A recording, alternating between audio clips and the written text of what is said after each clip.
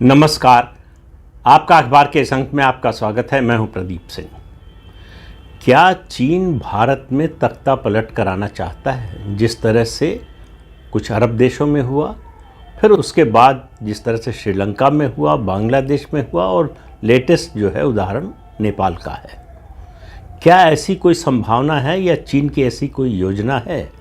इसके बारे में कोई आधिकारिक जानकारी तो नहीं है, लेकिन तिब्बत के एक वरिष्ठ नेता जो गवर्नमेंट इन एग्जाइल के सिंकियांग पूर्व राष्ट्रपति हैं, उन्होंने जो कुछ कहा है अभी 2 दिन पहले दिल्ली में, वो बहुत चौंकाने वाली बात है। उनका नाम है लॉबसांग संगे। उनका चीन की ये बहुत प्राचीन रणनीति है।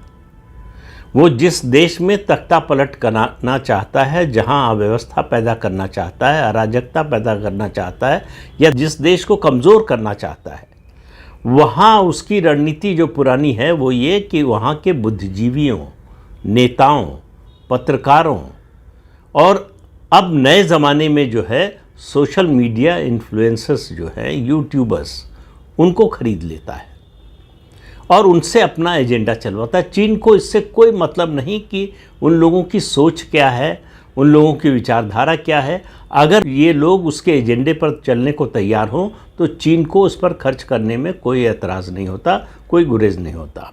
और इसमें उस देश के उद्योगपति भी शामिल होते हैं। उद्योगपतियों को प्रभावित करना चीन की जो अर्थव्यवस्था की जो ताकत है, उसको देखते हुए अपेक्षाकृत ज़्यादा आसान है।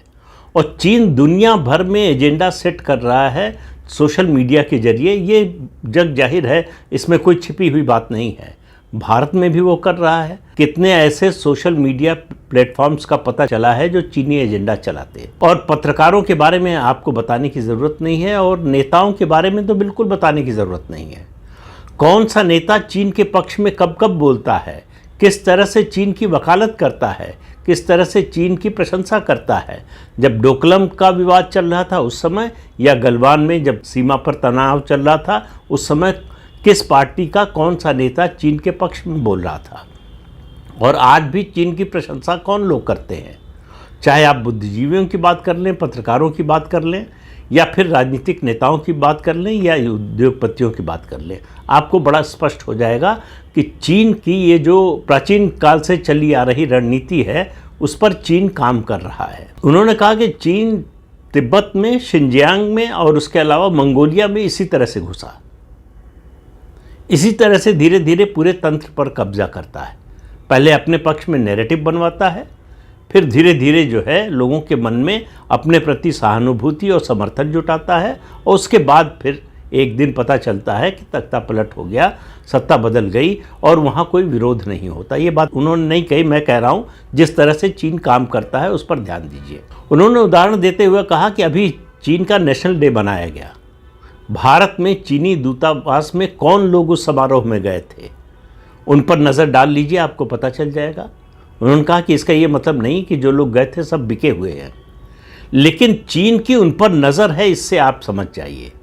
उसमें बिके हुए लोग भी थे, ऐसे भी लोग थे जो बिके नहीं हैं, लेकिन जिन पर चीन काम कर रहा है, जिन पर चीन को लगता है कि इन पर काम किया जा सकता है और इन्हें अपनी ओर झुकाया जा सकता है या अपने साथ जोड़ा जा सकता है। और उन्होंने कहा कि श्रीलंका, बांग्लादेश, नेपाल में चीन ने रूलिंग एलीट जो था उसको कल्टीवेट किया, अपनी ओर किया। और नेपाल का उदाहरण दिया उन्होंने कि एक मुख्य पार्टी ही है जो चीन समर्थक है। उनका इशारा, उन्होंने नाम नहीं लिया था, उनका इशारा केपी शर्मा ओली की पार्टी की ओर था, जो प्रधानमंत्री थे अभी तख्ता पलट होने से पहले तक। और पाकिस्तान का जिक्र करते हुए उन्होंने कहा कि पाकिस्तान की तो ज़्यादातर पार्टियां चीन समर्थक हैं। चीन का समर्थन करने वाले पाकिस्तान के राजनीतिक दल और बुद्धिजीवी, पत्रकार आपको बहुतायत में मिलेंगे। उन्होंने कहा चीन की ये रणनीति दक्षिण एशिया के बाहर भी चल रही है। यूरोप में ऐसे नेता, ऐसे मंत्री सरकार में जो हैं इस समय मिल जाएंगे जो चीन समर्थक हैं, जिनको चीन ने अपनी ओर मिला लिया है। उनका ये चीन का समर्थन करते हैं और बाद में चीन की जो बड़ी कंपनियां हैं, कॉरपोरेट हाउसेज हैं, उसमें इनको नौकरी मिलती है।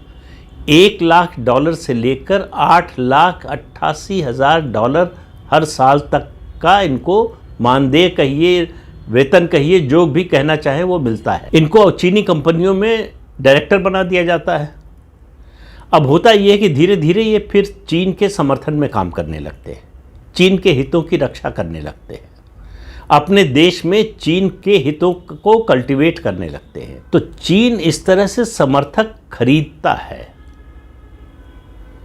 वो अपनी ताकत का इस्तेमाल नहीं करता इन कामों के लिए, वो अपनी जो आर्थिक शक्ति है उसका इस्तेमाल करता है, और उसके पास आर्थिक शक्ति इतनी बड़ी है कि उसको इसकी कोई कमी नहीं है। वो लगातार कर रहा है, वो लगातार कर रहा है, और दक्षिण एशिया में तो कर ही रहा है। वो भारत को किसी तरह से आगे नहीं बढ़ने देना चाहता। उन्होंने सवाल पूछा कि बांग्लादेश, नेपाल, मालदीव, श्रीलंका, यहाँ लोग चीन का समर्थन क्यों कर रहे हैं? इन देशों के एलीट, इन देशों के पॉलिटिशियंस, इन देशों के कॉरपोरेट हाउसेस ये चीन का समर्थन क्यों कर रहे हैं? फिर उन्होंने भारत को एक तरह की चेतावनी देते हुए या कहें जगाते हुए कहा कि आप यूएन में देख लीजिए, जो भी आतंकवादी आपके यहाँ आतंकवादी हमले करते हैं, निर्दोषों की हत्या करते हैं, उनको आतंकवादी यूएन अगर घोषित करने का यूएन में प्रस्ताव आता है तो उसका विरोध करने में चीन सबसे आगे होता है। आपसे दोस्ती की भी बात कर रहा है, और आतंकवादियों को आतंकवादी घोषित करने में, यूएन की ओर से घोषित कराने में सबसे बड़ी बाधा चीन बनता है। फिर उन्होंने चीन और भारत के बीच जो ट्रेड इम्बैलेंस है उसका जिक्र किया। कहा भारत 113 बिलियन डॉलर का सामान चीन से खरीदता है, इंपोर्ट करता है, और चीन कितना खरीदता है भारत से? सिर्फ 14 बिलियन डॉलर। उनका ये बड़ी खतरनाक स्थिति है, ये किसी दिन भारत के लिए बड़ी महंगी पड़ सकती है। तो भारत को चाहिए कि जल्दी से जल्दी इस असंतुलन को दूर करे। हालांकि भारत सरकार इस पर काम कर रही है। अभी जो बातचीत नए सिरे से शुरू हुई है चीन से, उसमें इस मुद्दे को भी उठाया गया है कि ये इम्बैलेंस ख़त्म होना चाहिए।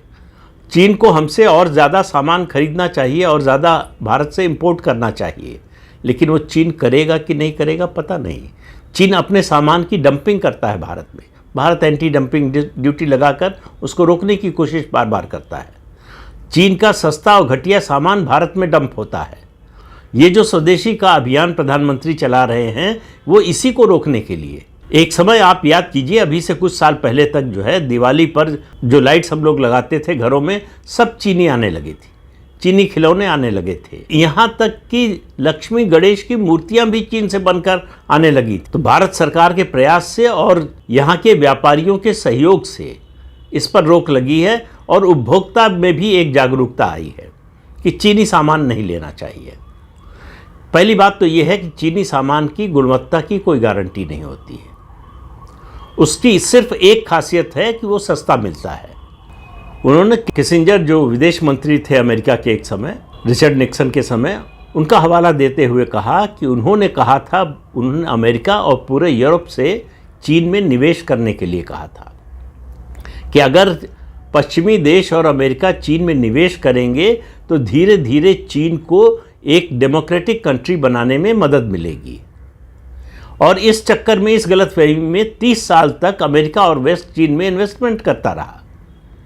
आज वो सब पछता रहे हैं। उन्होंने कहा कि अगर कोई भी देश ये सोचता है कि चीन से व्यापार करके वो लाभ की स्थिति में हो सकता है तो ये उसकी गलतफहमी है। चीन ऐसा कभी होने नहीं देगा। चीन हमेशा सिर्फ अपना हित देखता है। वो अपने साथी, चाहे दोस्त हो, चाहे व्यापारिक साझेदार हो, उसका हित नहीं देखता है। वो सिर्फ और सिर्फ अपना हित देखता है। उन्होंने भारत सरकार और भारत के नेताओं, बुद्धिजीवियों, पत्रकारों सभी को एक तरह से संबोधित करते हुए चेतावनी दी कि ये समय है, अभी भी समय है कि आप संभल जाएं। चीन के इन इरादों को समझें, उसकी प्राचीन काल से चली आ रही रणनीति को समझें कि वो किस तरह से इन्फ्लुएंस को, प्रभाव को खरीदता है। ये काम वो लगातार कर रहा है, दुनिया के अलग अलग देशों में कर रहा है, भारत में भी कर रहा है। भारत में आपने अभी देखा होगा कि बहुत सारे ऐसे न्यूज़ प्लेटफॉर्म थे जो चीन के लिए, चीन का एजेंडा चलाने के लिए काम करते थे। उनको वो एक्सपोज जरूर हो गए हैं, लेकिन वो पूरी तरह से बंद नहीं हुए हैं। वो सिलसिला रुका नहीं है। अब भी आज दुनिया में अगर कोई एक देश है, ये उन्होंने नहीं कहा, मैं कह रहा हूं, अगर दुनिया में कोई एक देश है जो नैरेटिव को सबसे ज़्यादा और सबसे प्रभावी तरीके से इन्फ्लुएंस कर सकता है तो वो चीन है। दुनिया के ज़्यादातर प्रमुख देशों में चीनियों का हस्तक्षेप है, वहाँ की मीडिया, वहाँ के बुद्धिजीवियों और वहाँ के पॉलिटिकल पार्टीज़ में उनकी घुसपैठ है। वो अपना नैरेटिव चलाने में हमेशा सफल होते हैं। अभी ऑपरेशन सिंदूर के दौरान चीन के मिलिट्री हार्डवेयर की जो भद पिटी है, आप देखिए जो नैरेटिव बना है उसमें कहीं आपको ये बात प्रमुखता से नहीं दिखाई देगी कि चीन का मिलिट्री हार्डवेयर जो है वो किसी काम का नहीं है। पाकिस्तान की कोई रक्षा नहीं कर पाया। इतना भारी नुकसान पाकिस्तान को हुआ सिर्फ इसलिए कि वो चाइनीज मिलिट्री हार्डवेयर इस्तेमाल कर रहे थे। लेकिन इसकी चर्चा जो है शुरू में थोड़ा सा हुई, उसके बाद बंद हो गई। चीन का काउंटर नैरेटिव चला और वो चलने लगा कि भारत के इतने राफेल गिरा दिए, भारत का ये जेट गिरा दिया। तो ये जो झूठ है उसमें, उस चक्कर में चीन की जो सच्चाई उभर कर आई थी ऑपरेशन सिंदूर के दौरान, वो छिप गई। उसका तात्कालिक रिएक्शन ये हुआ था कि दुनिया के बाजारों में चीनी मिलिट्री हार्डवेयर जो है उसको बनाने वाली जो कंपनियां हैं उनके शेयर का दाम बहुत तेजी से गिर गया था। लेकिन चीन ने फिर इसको संभाल लिया, नई खबरें लाकर, नए नैरेटिव चलाकर। तो चीन से हमारी अभी दोस्ती तो हो रही है, फिर से संबंध सुधर रहे हैं, लेकिन हमको याद रखना चाहिए कि यही चीन है जो 1950 के दशक में और 60 के शुरू में 1962 का युद्ध होने से पहले तक हिंदी चीनी भाई भाई का नारा लगाता था। अब फिर से एक नारा चलाने की कोशिश हो रही है चिंडिया, चाइना और इंडिया। भारत को और भारत सरकार को, भारत के लोगों को इससे सावधान रहने की जरूरत है। चीन, एक बात हमको अपने दिमाग में बिठा लेनी चाहिए अच्छी तरह से कि चीन भारत का कभी दोस्त हो ही नहीं सकता। वो साझीदार हो सकता है, व्यापारिक साझीदार हो सकता है।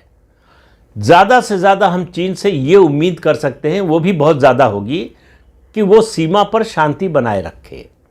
लेकिन वो भी बहुत समय तक वो नहीं रहने देगा। उसका उद्देश्य, एकमात्र उद्देश्य भारत के संबंध में भारत की प्रगति को रोकना है। आर्थिक प्रगति, सैन्य प्रगति।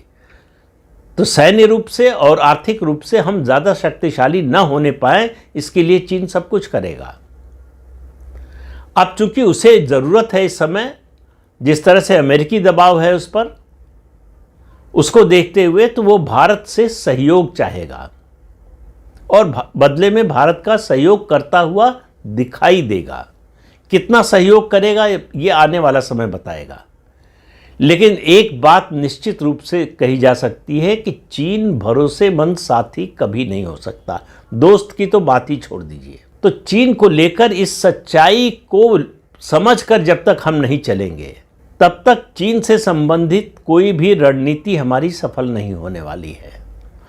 चीन से हमेशा सावधान और सतर्क रहने की ज़रूरत है। वो कब धोखा देगा, कब पीठ में छुरा मार देगा, इसका कोई भरोसा नहीं है।